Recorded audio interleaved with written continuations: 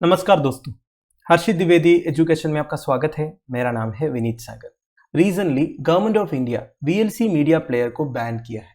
ये कोई hard ban नहीं है दोस्तों, मोबाइल वर्जन अभी भी अवेलेबल है। ओनली वीएलसी मीडिया प्लेयर को उनके ऑफिशियल वेबसाइट से आप डाउनलोड नहीं कर पाओगे। इनका जो ऑफिशियल वेबसाइट है इसे बैन किया है। तो चलिए डिस्कस करते हैं इसके बारे में। वैसे वीएलसी मीडिया प्लेयर आप लोग में से कई लोग यूज किए होंगे, इसके बारे में बताने की जरूरत नहीं है। तो government of India VLC media player app for PCs and MacBooks ban किया है दोस्तों। ये जो मोबाइल वर्जन है ना वो अभी भी अवेलेबल है, जैसे कि आप एप्पल ऐप स्टोर से, गूगल प्ले स्टोर से डाउनलोड कर सकते हैं। तो वीएलसी मीडिया प्लेयर का जो ऑफिशियल वेबसाइट है videoland.org, इसको गवर्नमेंट ने बैन किया दोस्तों, जिसे आप VLC media player for PCs and Macs का लेटेस्ट वर्जन डाउनलोड कर सकता था। वैसे इस सॉफ्टवेयर का लेटेस्ट वर्जन दूसरे कोई थर्ड पार्टी वेबसाइट से डाउनलोड करना है तो कर सकते हो, वैसे अवेलेबल भी होगा।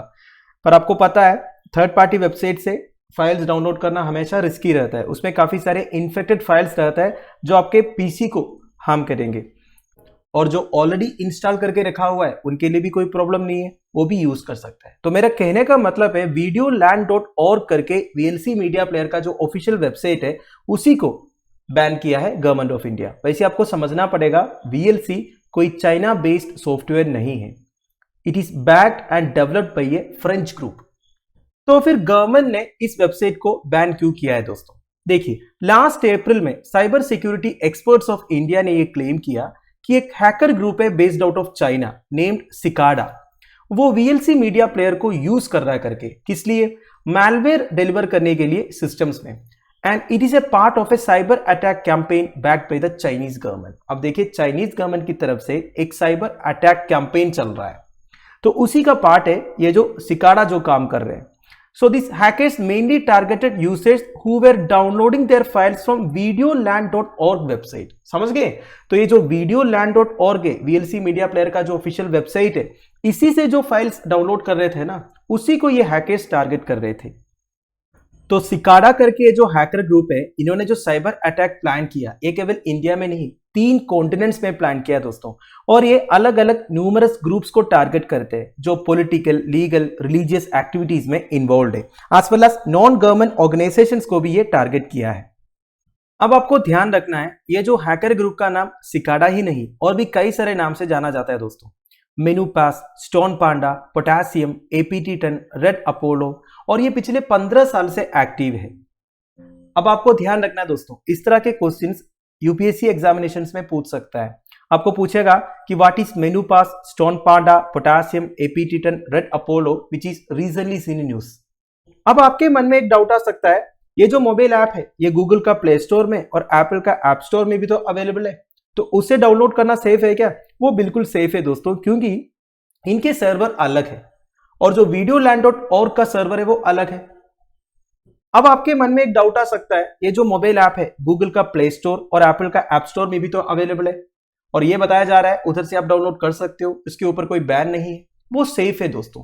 सेफ इसलिए है उनके सर्वर्स अलग है, videoland.org का जो सर्वर है वो अलग है। गूगल का प्ले स्टोर एंड एप्पल का ऐप स्टोर में जितने मोबाइल ऐप्स है दोस्तों वो सिक्योर्ड है, it is under the control of Google and Apple. Now cyber attacks and cyber security के बारे में। साइबर अटैक्स मतलब क्या होता है? Any unlawful act where computer or communication device or computer network is used to commit or facilitate the commission of crime. देखिए, crime conduct करने के लिए अगर कोई computer or communication device or computer network का इस्तेमाल करते हैं ना, उसे आप साइबर अटैक बोल सकते हो। नाउ साइबर सिक्योरिटी मतलब क्या है? इसे इंफॉर्मेशन टेक्नोलॉजी सिक्योरिटी भी बोलते हैं। They are the techniques of protecting computers, networks, programs etcetera. तो साइबर अटैक से कंप्यूटर को, नेटवर्क को, प्रोग्राम्स को प्रोटेक्ट करने का टेक्निक है दोस्तों साइबर सिक्योरिटी। मैं आपको ये इसलिए बता रहा हूं दोस्तों, क्योंकि जब आपको एग्जामिनेशन में इस तरह के क्वेश्चंस पूछा जाएगा, ठीक है, तो आपको इसी तरह का डेफिनेशन देना पड़ेगा ना। आपके मन में कॉन्सेप्ट क्लियर होगा, फिर भी आपको एकदम प्रॉपर तरीके से टेक्स्ट बुक डेफिनेशन देना होगा एग्जामिनेशंस में, तो इसके लिए इस तरह के सेंटेंसेस बहुत सही रहता है, ठीक है। नाउ साइबर अटैक्स के पीछे का मेजर मोटिव्स क्या क्या रहते हैं दोस्तों? Number 1, to attack critical assets of a nation और एन इंडिविजुअल। देखिए, एक कंट्री के क्रिटिकल एसेट्स को अटैक करने के लिए, इंडिविजुअल के क्रिटिकल एसेट्स को अटैक करने के लिए साइबर अटैक्स किए जाते हैं। फॉर एग्जाम्पल 2021 में यूनाइटेड स्टेट्स ऑफ अमेरिका का एक पाइपलाइन में अटैक हुआ था, कॉलोनियल पाइपलाइन में। Colonial pipeline United states of America का लार्जेस्ट फ्यूल पाइपलाइन है दोस्तों। उस पर साइबर अटैक हुआ था जिसकी वजह से पूरा ऑपरेशन बंद करना पड़ा था कई टाइम के लिए, ठीक है। And for commercial gain by hacking banks and financial institutions, देखिए साइबर अटैक से हैकर्स को कॉमर्शियल गेन भी मिलता है, जैसे कि बैंक अकाउंट्स को हैक किया, फाइनेंशियल इंस्टीट्यूशंस के डाटा को हैक किया, है कि नहीं। सेकंड, स्ट्रैटेजिक एडवांटेजेस, ये क्या है, to penetrate into both corporate and military data servers to obtain plans and intelligence. तो दूसरे कंट्रीज के क्या क्या मिलिट्री स्ट्रैटेजी है, क्या क्या कॉर्पोरेट स्ट्रैटेजी है, ये सब पता करने के लिए उनके मिलिट्री डाटा सर्वर्स में पेनिट्रेट करते हैं। इससे स्ट्रैटेजिक एडवांटेज मिलते हैं दोस्तों। ये तो आपने सुना ही होगा, काफी सारे मूवीज में आपने देखा होगा। फिर to affect the social harmony of the country, देखिए कई सारे साइट्स को इसलिए हैक किया जाता है to virally communicate a message for some specific campaign related to politics and society, जैसे कि कोई पॉलिटिशियन, सेलिब्रिटी, गवर्नमेंट इंस्टीट्यूशंस, इनका सोशल मीडिया वेब पेज को हैक करके ऐसे कोई फेक इंफॉर्मेशन अपलोड करना जिसे रिलीजियस हार्मनी डिस्टर्ब हो सकता है, उसकी वजह से रायोट्स हो सकता है कि नहीं। तो इसी तरह साइबर अटैक से एक कंट्री की सोशल हार्मनी को डिस्टर्ब कर सकता है। Finally, laws related to cyber security in India, number 1 is information and technology act 2000। वैसे कल एक वीडियो में आईटी एक्ट 2000 और आईटी अमेंडमेंट एक्ट 2008 के मेजर प्रोविजंस के बारे में हम डिस्कस किए थे। और एक बार देखते हैं दोस्तों, IT act 2000 came into force in October 2000। इसे इंडियन साइबर एक्ट भी बोलते हैं। ये सारे ई ट्रांजैक्शंस को लीगल रिकॉग्निशन प्रोवाइड करते हैं। अगर ई ट्रांजैक्शंस के थ्रू अगर कुछ प्रॉब्लम होता है तो उसके लिए प्रोविजन है आईटी एक्ट में।